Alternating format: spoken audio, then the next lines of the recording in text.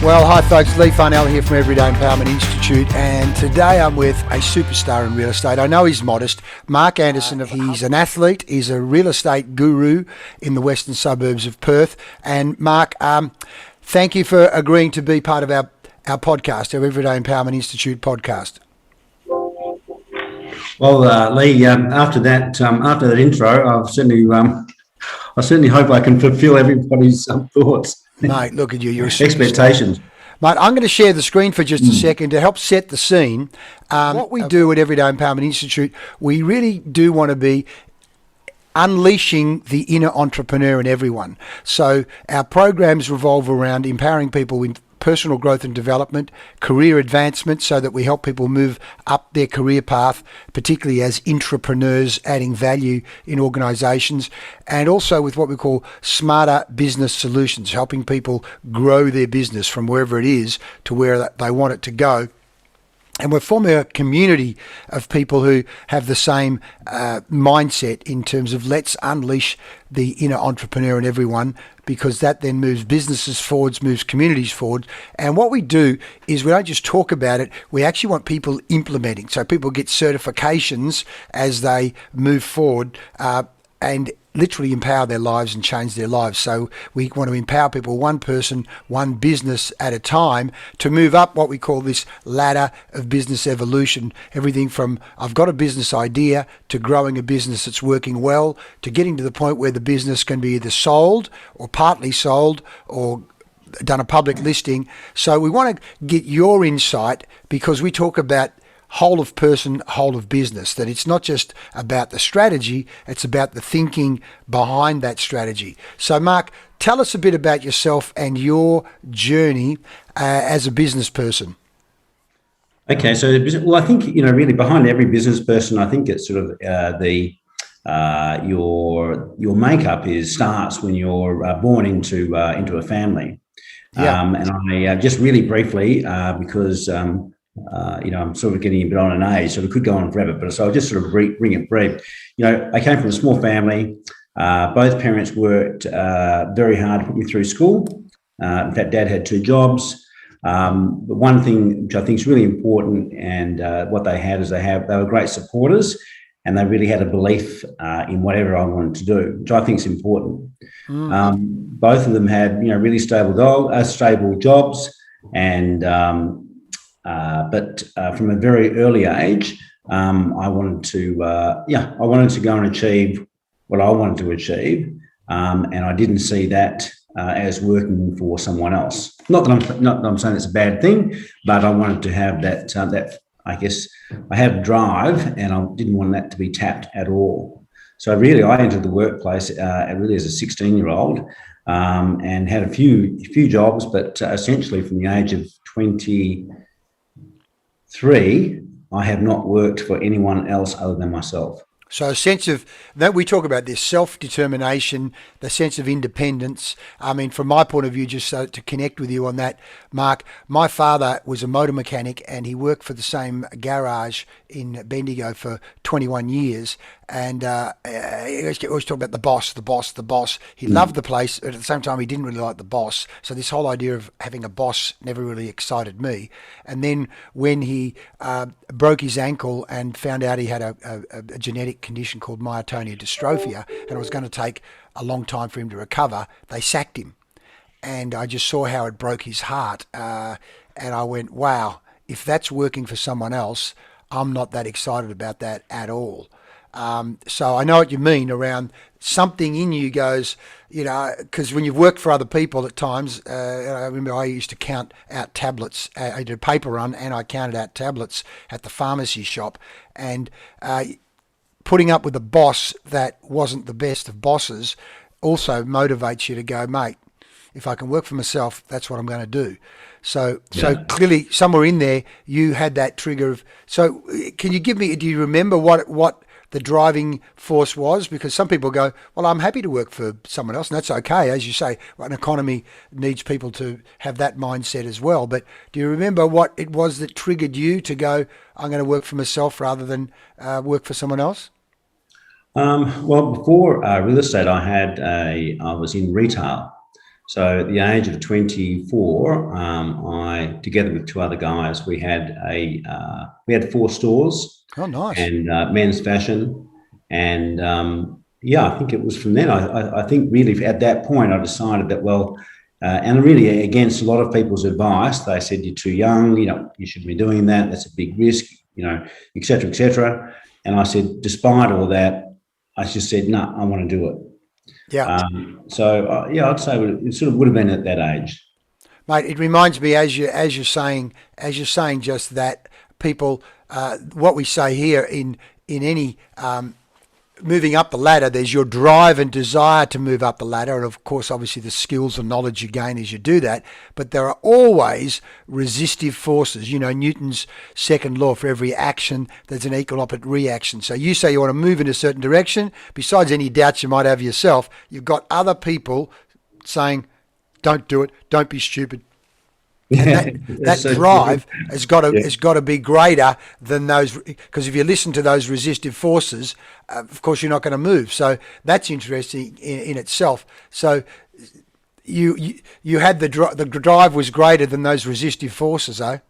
It certainly was, but I mean, their advice. Look, I'm glad I didn't take their advice because I got an opportunity to experience what it was like to be an entrepreneur, to start a business or be part of a business ownership, and really from that, it taught me a lot of lessons as well. Because I don't know whether you can recall, but in 1990 we had the Gulf War.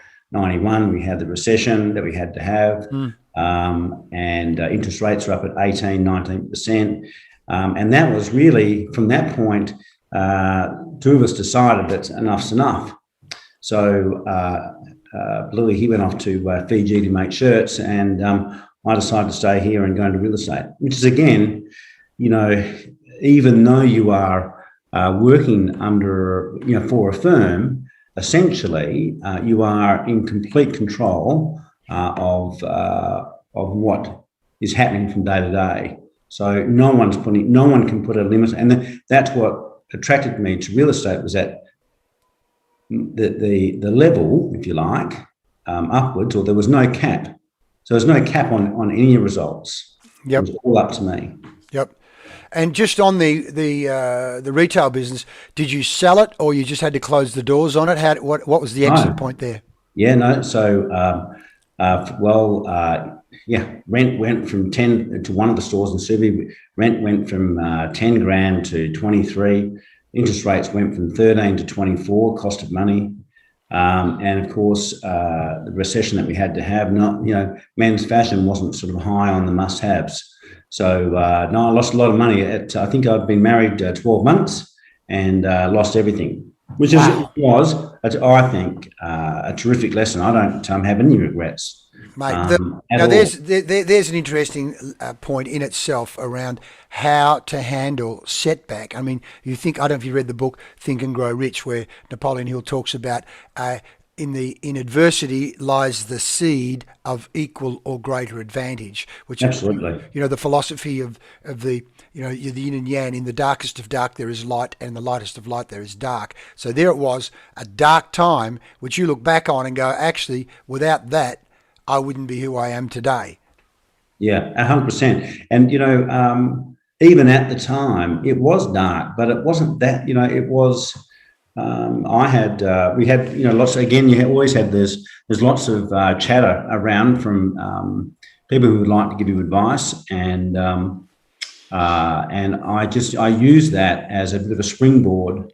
And I guess in my mind, I'm going, well, that's not going to happen. And from then on, it's just, I guess the rest is history. Well, let's just talk about people you did listen to or even read about, but mentors and mantras. Who are some people in your life that you would call mentors that you learnt from? Well, look, I learnt from a guy that I worked for a little while as a youngster, Dave Kennedy. Unfortunately, he is no longer with us, but he started up a surf shop in town again. So he's who could ever have a surf shop in town and make money? But he was probably the most successful. That's the Star Surf Shop, was it? Yep. Yeah. and back in Forest Place back in 1980.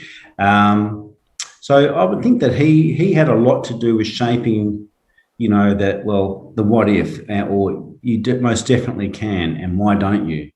That sort of attitude. How did you come across him? Did you work with him, or how did you know him? Well, being a keen surfer from the age of about 10, I sort of hung around the surf shop or around the surf scene, and I got in there just working part-time, and then, part-time Christmas, and then, part-time and into full-time. And so that's how, and as I say, he ended up being a terrific mentor and also a good friend. So one of the lessons or mantras you heard from him is that, one, you can, and two, why don't you? Yeah, exactly. Mm-hmm. Yeah. Any other lessons that ring in your ears from Dave Kennedy, is what you learned in those days? This is the thing about the power of words, and the power of words becoming beliefs, which then shape paradigms and inner world thinking. It's how sometimes 2 or 3 or 4 words can literally change the landscape of your mind. Well, I think what happens is that, I've got to say that I didn't sort of grow up always wanting to be a real estate agent. So, but what he instilled in me back then would be that you've got to be authentic. So if I look back, and he loved the surfing industry, he involved himself in it. He did the right thing. He was always generous in business.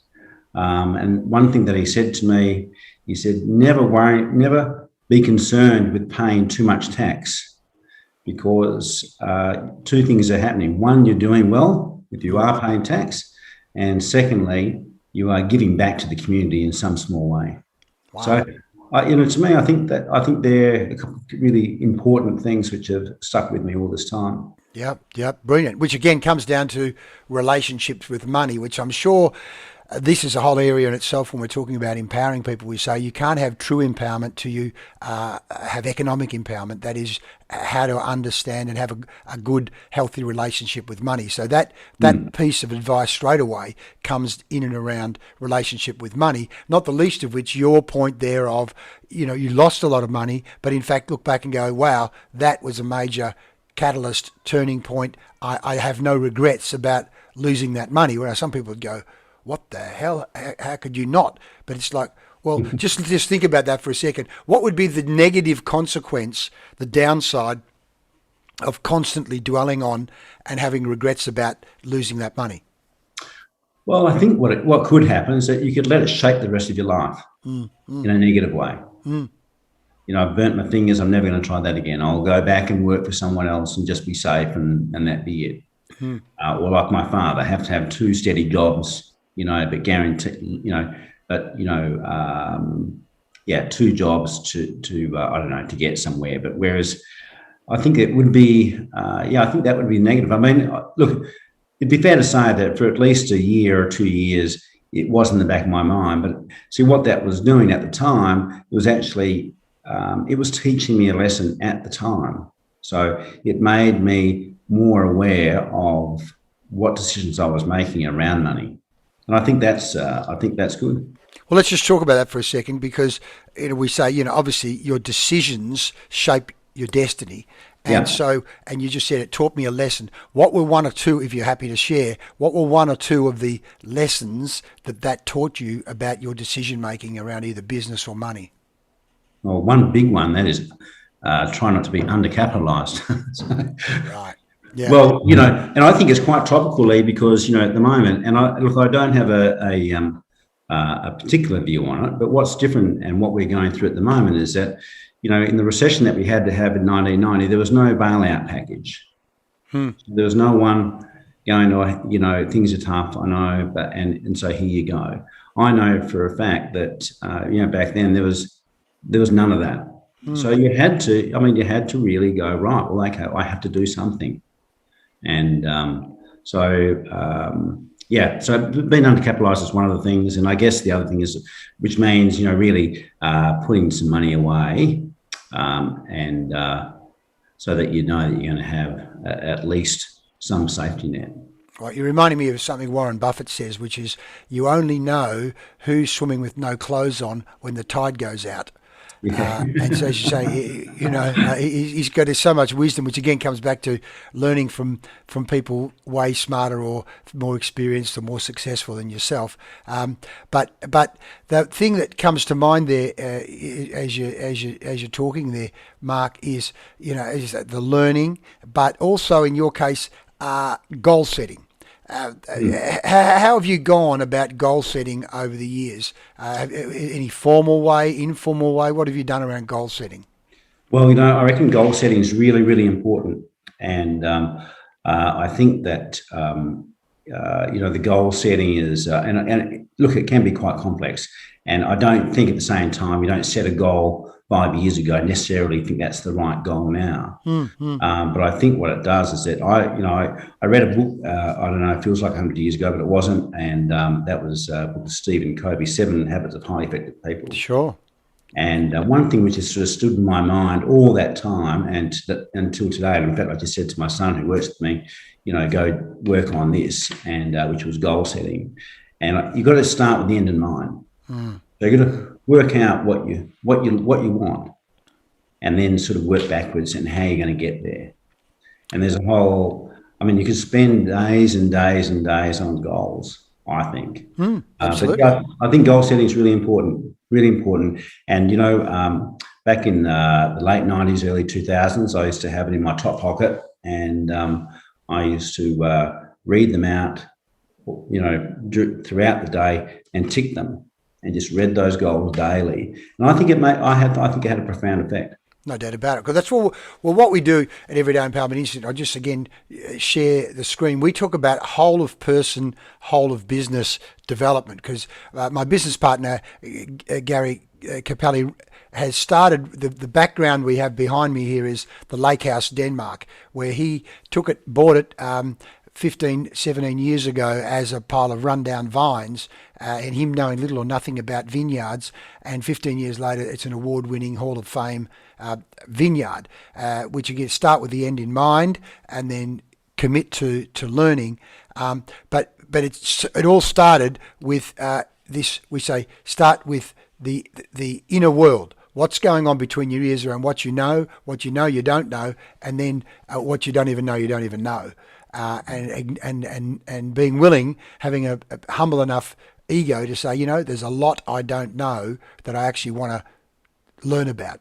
And from there, going into setting vision, goals and strategy right through to then what does your customer experience look like, leadership. So we've deconstructed, we talk about whole of person, whole of business, that you can't grow a business without growing the person.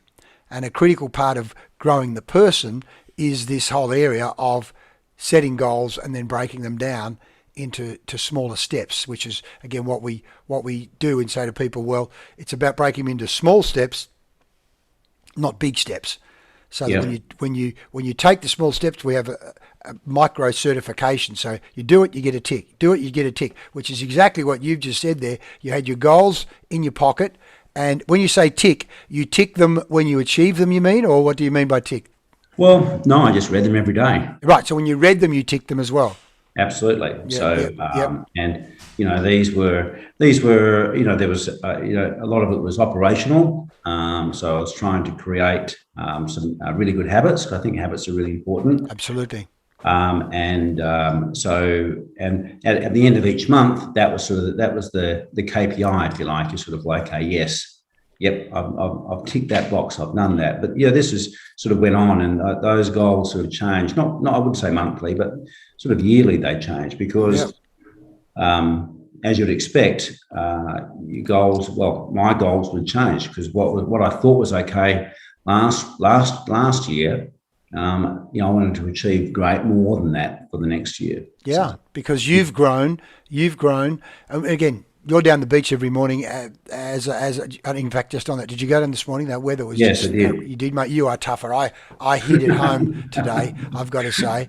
It was awesome. Yeah. Well, energizing, which again comes back to the Gary talks about the power of nature. Like I often say to the guys in the morning, mate, this is mind, body, and spirit. When you're down there with nature at the beach each morning, something happens to you energetically, doesn't it? I mean, I've seen you surfing there in the mornings, and every morning you're in the gym doing your thing. Let's just talk about that habits, which, as you say, let's talk about habits, as in energy and sport and fitness in your case, mind, body, spirit. But let's also talk about business habits. What are some of the habits you've either adopted or have kept over these years? Do you mean in business? Well, you can start with business. What are some of the business habits you've adopted? Well, I have a daily task sheet. Aha. So that's daily. So, to be open with you, sometimes there's a few days where I've got a bit of rollitis, where what things don't get achieved, they go on to the next page, but they're still there. Right. So I'm getting reminded, and I'm looking at that every day. And that's, by the way, that's a handwritten list, or it's on the computer, or both? Yeah, I'm sort of old-fashioned. I just like the handwriting. Yes. I think if you write it, you really are taking the time to, you're putting pen to paper. You're actually, physically, reading and writing at the same time. I don't know. For me personally, that's what works for me. Mate, there's a lot of research that actually shows when people physically write down, a guy called Cialdini, University of Arizona, showed that when people write down something as simple as the appointment for the doctor themselves, they're more likely to attend the appointment versus if someone else writes it down. So many of the great coaches over the years have said there's something happens when you physically write something with pen and paper versus type it into the computer. Yeah, and now I guess the other habit I like, which I've adopted, and that is I structure a week. So there are certain times of each day which are blocked out, and they are for certain actions, if you like. And then so that way, at least I know what's going to happen, or what I do have, because in what I do, it's quite dynamic. So it's you've got to have a fair amount of time where you've got some flexibility. But if you didn't make any appointments with yourself, then there's a real tendency to just jellyfish, and then you start. So there's two things you've said there. You've called it an appointment with yourself, and time chunking. You've chunked time, and just on that, which time of the week, like some people do it on Sunday afternoons or Friday afternoons, when do you plan or do that chunking to map out the week? Well, it's exactly the same week in, week out. Oh, it's the same chunk. So Mondays at 10 till 12 or 9 till this or that, same activity happens. Yep, great. Yep. So I guess it's routine. Yes. So, and I think routine's really important. Absolutely. So, to have that same routine, and it's not to say that it doesn't change. Always trying to sort of perfect or fine tune it. But yeah, so a task list, routine, they're kind of like two of the main things. Well, I remember a number of weeks ago, Shane, our swimming mate, we were walking back to the car, and Shane said he wanted you to come and do an appraisal on his home, and you immediately said, well, I've got one at 9. You actually listed off about 4 or 5 appraisals to then be able to get in to see him at some time on a Saturday afternoon. I went, wow, this guy is onto it, very organised, but at the same time clearly busy, but you knew exactly what was going on. So clearly the appraisals, but that of course can be happening any days. Or do you chunk in certain times of the week you do appraisals? Yeah, I chunk it in. So to give you a bit of an idea, so I allocate 3 45-minute sessions per day to be solely on the phone. Right, good. 3 times 45 minutes. Yep. And then which allows it doesn't 340. So really, essentially 3 hours, but everything else is free. Yeah, right. So the phone. The most important thing for me to do is connect with people, communicate. So that's why I allow myself each day 3 hours a day. Beautiful. So 3 hours. Connect, communicate. The other thing that comes to mind with you is community, in the sense that you really are down there in that surf club, part of that community in Cottesloe. What value has that been to you in terms of being part of that community? Well, I guess really for me, I joined, someone said to me the other night there, but, I joined that community because not from a business point of view. No. I was there because I wanted to be there. And it has given me so much more than just appraisals, if you like. And because you don't see me advertise, there's no marketing there. And I guess look, that community means a lot to me. Yeah. Well, me too. I mean, as you say, the friendships that we've built up. I mean, as you say, I was literally training most days down at City Beach Surf Club in the gym there, and then when COVID hit and we couldn't go to the gym, and Shane said, "Come down swimming," and now I can't see myself ever not doing that. Between yourself and Cliff Ford and all the different people that we've met, it's just such a lovely community. Of course, and the coffee afterward at Marshall's Sup, and there's all sorts of conversations go on. People chatting about everything from grandkids to surfing to holidays to the Olympics. There's all sorts of stuff go on. But I think the thing about you in real estate, there's something about, and you talked about connection, communication, being part of the community and proximity. You're there, as you say, from a metaphysical point of view, you're not there for listings, but the very fact that you are there and people know you, and you've said it on your website, authentic, when they're ready, you're there to pick up the phone and away you go. Yep, 100%, Leigh. I think that's really important. That word authentic, I think that's really important. And I think that what does the word authentic mean for you, by the way, just when you say authentic? Well, when I say authentic, I always I think that, I am who I am. Whatever I say is what I mean. And I don't talk in multi-levels. So, and talking multi-levels, yeah? Yeah. So, fluffy talk. I'm not talking to you, Leigh, because I'm just thinking about your house. Yes. I'm talking to you, Leigh, because I have an interest in talking to you. Yep. And hopefully you have an interest in talking to me. Yep. And whether it be about the ocean, whether it be about swimming, whether about any other subject, if houses never come into it, I'm never going to be walking away being disappointed. So, and I think really people connect with people that they know, like, and trust. Yes, that's right. That's right. And that's exactly right. Important. Yeah. Now, the fact that you've got your son working with you, clearly now you're in the business of, in one form or another, coaching, mentoring, guiding him. Yeah, I am. Yeah, dad, friend, and boss. And we've had quite a few conversations. And sometimes I have to say, "Well, Joe, okay, so I'm talking to you as your dad. Joe, okay, I'm your boss now." So. So it's it's a challenge, but it certainly is. I'm loving it, and I think Joe is enjoying it as well. And it's been a good journey. How long has he been on your team? 2.5 years. Okay, great. So you'll see. I mean, again, I'll just share the screen, because when we're talking about coaching and training and mentoring people, we have again, based on Gary and the vineyard, we have what we call the vineyard model of coaching.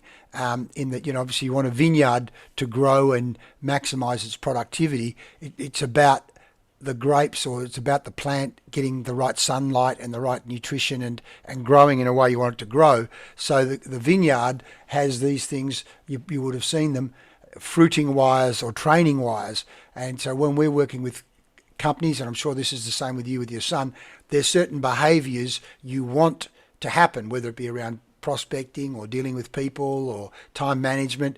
And so we work with companies to begin to capture best practice and those fruiting wires, particularly around sales and leadership and innovation. And the way the vine works is you take the behaviour you want and you reinforce and guide that behaviour, whether it be around prospecting or dress or the sales approach. And where you see behaviours that you don't want, you've got to prune them, as in nip them in the bud before they get too strong. So I'm sure you've had that experience with your son, as in there are behaviours you want and you reinforce, and other times you've got to, as you say, put your boss hat on or your dad hat on and go, mate, that's not the behaviour we want. Does that resonate with you at all? Oh yeah, 100%, Lee. I mean, it's so true, because I think that, and really, look, as a dad, or as a father, or as a parent, you're trying to do that anyway. So yes. Then, when it comes to an employee, you're trying to instill those things which will, and they're not really things they're not physical. They're behaviours. They're not. I think a lot of people, not a lot of people, there are some people out there in the industry which are just waiting for a handout, thinking that that's going to get them to the next level. That physical handout won't do anything. In actual fact, it will probably put them backwards. Yes, it weakens the vine. It weakens the vine, doesn't strengthen it. Yeah. Yep. So I tend to think that it's so sort of like, those really, like a soil, isn't it? Really, if you're talking about your vine, it's kind of like a soil, and you're sort of feeding it and growing it from the bottom up. Absolutely, absolutely. I think it's really important. And now, in terms of your business, are there other members on your team that you manage, or is it essentially just your son, or how does that work? Well, I guess this gets down to so look, I am now in the process of building my team from one, which was me, to two, and now building it from 2 to 3 to 4. So that's the next decade. So is that on the goal list? That is the goal list, yeah. Great. Which again comes to talk about the ladder of business evolution. That's where you start going scaling. So which again, we talk about whole of business, whole of person. When we're moving up that ladder of business evolution, one thing is when you go from working just on your own, then another person. We say there's different levels of thinking depending on the level of business you're going to. So if it's a solo entrepreneur, which is versus small business 1, 2, 3, 4, 5 versus, so the further up you go, we actually say not only you need to learn new skills, you actually need to unlearn. So in your case, it would, as a solo entrepreneur, to be the old story. If it is to be, it's up to me. Whereas, now I've got to train and coach my son. Now it's going to be train and coach my son and one other. All of a sudden, you go to being a coach mentor versus if it is to be, it's up to me. Does that make sense? Yeah, so true, Lee. And I think that, that's the other thing which is important, I think, is that you've always got to be open to learning new skills. And so that's the skill that I am trying to learn at the moment, and that is to, extract information out of my head, and so as to pass that on, and then also hopefully mentor or allow Joe in this case, and a few others in the future to be what they want to be. Absolutely. Look, one of the things we recommend with people, and I'll give you a tip here, we call it the Little Blue Book, where you begin to capture your own mantras and systems. Because often what happens when you are a solo entrepreneur, you don't even realize the rules you've got in your head until you see someone else breaking them. Yeah. I wouldn't do that. You know what I mean? Like, what the hell? How the hell? Why did he do? I would never have done it that way. And you go, well, where is it written down? Because again, we say it's not a system until it's written down. Yeah. So, like McDonald's, of course, was a business built on systems. So we say a system it's documented. And then you train the people in the system, and then you audit, are people actually following the system? Because just because you tell them doesn't mean they're going to do it. And then you're usually measuring, okay, are our numbers moving in the right direction or not? And then are we continuously improving the system? So it's because the system that worked last year can be improved, which is your point of each year, how do we keep making our systems get better and better? So it's a systematic approach to capturing the systems, which is what we've done with a lot of our clients.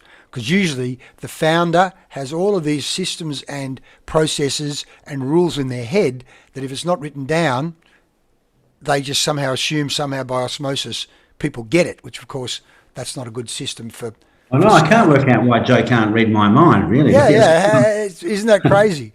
That's right.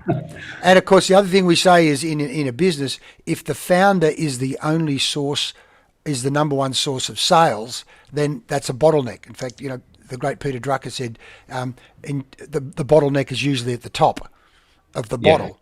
And so, your role is to go, how do I not be the bottleneck? Which and the first part of that is beginning to capture your system. So I call it the blue book. Begin capturing some of your systems, even if it's just some bullet points and notes, and then you build on it over time. That will begin to make all the difference. Yeah. So to give you an example, so I've got a 112-point checklist, which goes from the point of listing to the point of settled. Brilliant. So, but even that's imperfect. So, of course. So we have to. So just yesterday, Joseph said to me, he said, "Oh, well, what about this?" And I said, "Well, no, that doesn't really make sense. So I'll change that." Yeah. So So it's, the Japanese have a principle called Kaizen. You may have heard of it. Kaizen means continuous and never-ending improvement. So your mindset is always, which is Toyota and a whole range of Japanese companies are based on Kaizen. Which has got a whole series of principles behind it, which again Marshall talked about this morning, about making sure you get in and walk around where the people are working. The Japanese call that a gemba walk. In other words, don't just sit in the boardroom and think you know what's going on. Go and see and talk to the people doing the work, whether it be making the coffee or at the home opens or wherever. Because it's so easy to assume that you think you know what's going on, then you go down there, which in fact Richard Branson the other day doing the first space flight with Virgin Galactic had his notepad going, okay, I'm making notes on how we can make this better. How incredible is that, eh? Yeah. He said 600 engineers, and he's going, well, that's all good, but I'll have ideas on how to make this better. Yeah. And that's that, as you say, that's that continual learning mindset, which I think the Japanese call it beginner's mind. There's actually a word for it in Japanese. But to keep that humility that says, if the business is going to grow, I have to grow. And if the business is going to grow, I have to stay open to learning.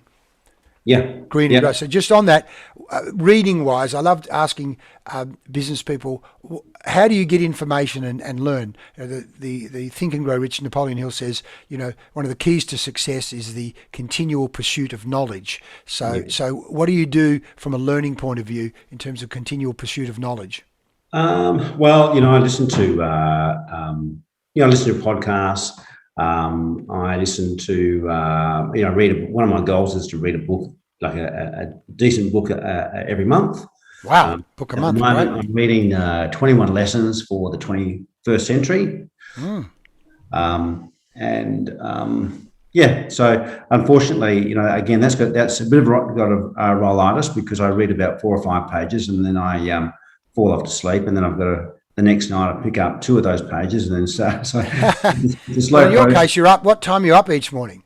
10 to 5. 10 to 5, which means you go to bed at 9 o'clock. Yeah, right, which is roughly what I do as well. I mean, people can't believe that, but that 10 to 5, up before the sun, there's something magic about seeing that sun come up each morning, isn't it? It is incredible, absolutely incredible. And a book a month, I think that's a great goal to have. That we've found leaders are readers. It's just, that's what's fascinating to talk about. What books are people reading? What books have they got beside their bed?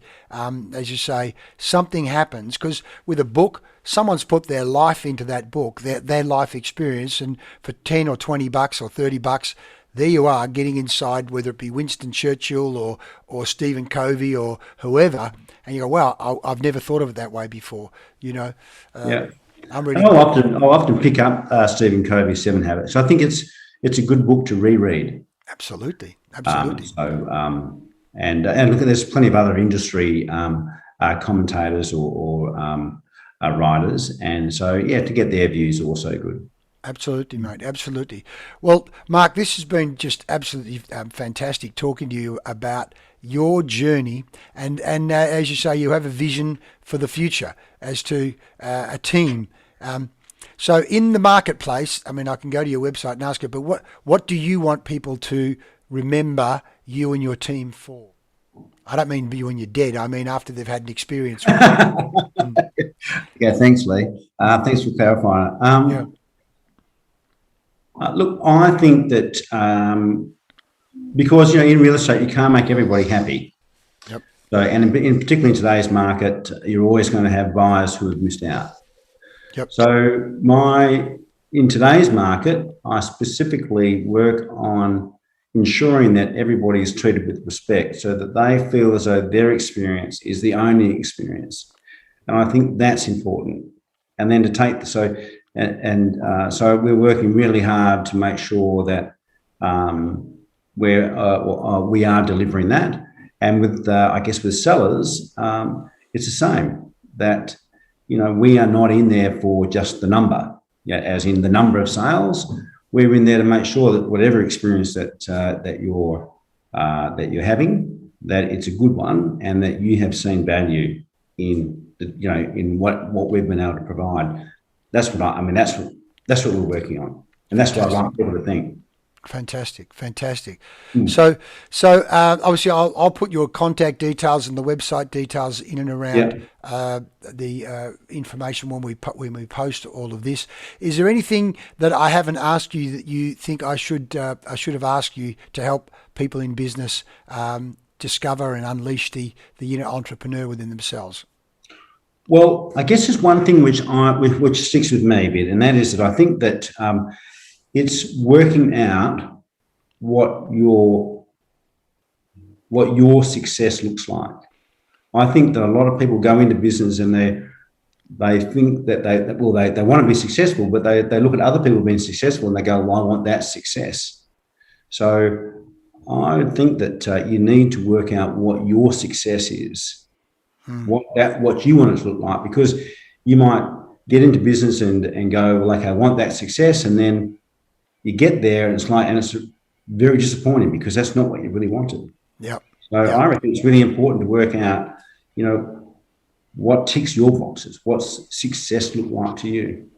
Yes, so. And it's crazy that we can go through our whole education, primary school, secondary school, high school, university, even MBA programs, and there'd been like no time allocated to, hey, what does your success look like?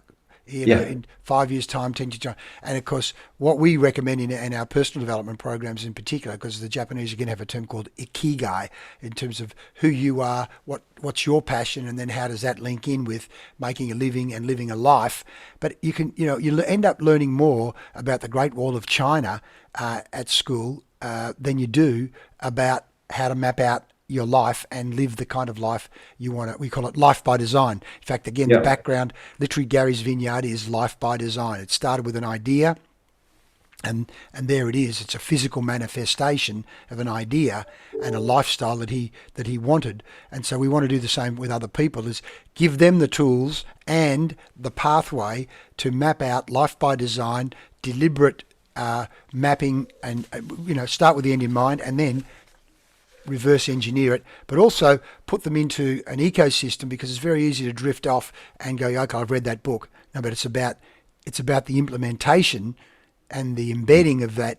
So you're doing it like you. It's all very well you could read a book on going to the gym every morning and going down the beach. That's different than actually then getting up and setting the alarm at 10 to 5 and going and doing it, and then doing it every day, isn't it?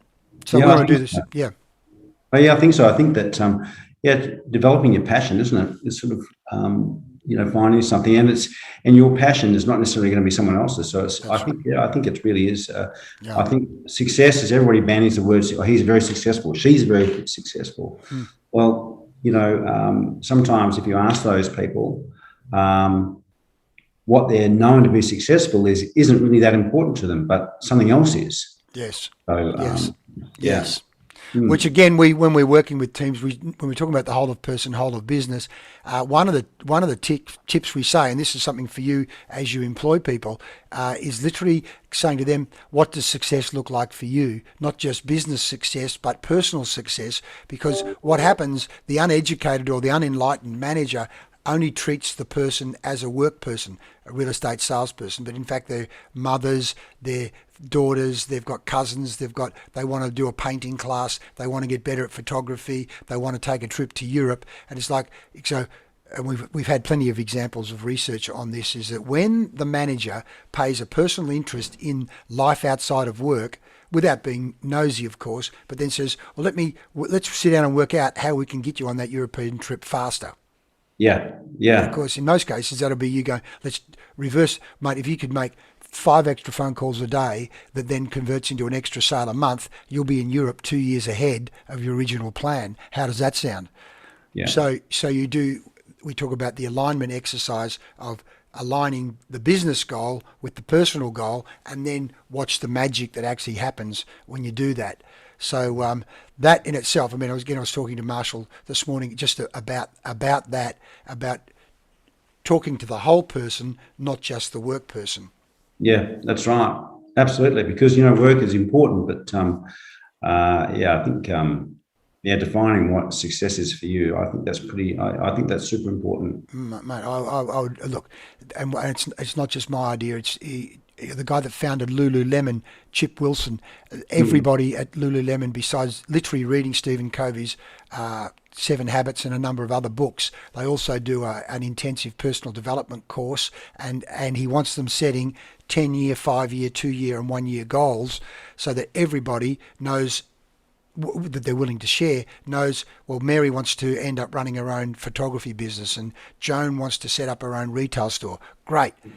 Let this business be a stepping stone to help you guys get where you want to go. And in the meantime, it means the people that are working there are so passionate because they're all helping each other achieve their goals. So a whole other level of energy and engagement and creativity comes into play. So we build that into the systems. Just again, while we're at it, I'll just share with you, because it's just reminding me that it's one of the things that we have done with Everyday Empowerment Institute is we have taken studies from around the world so that to say, well, who's the best? We've taken 7 major business research projects, 2,300 companies, small, medium and large, from across the world, in terms of what are the components that make them successful.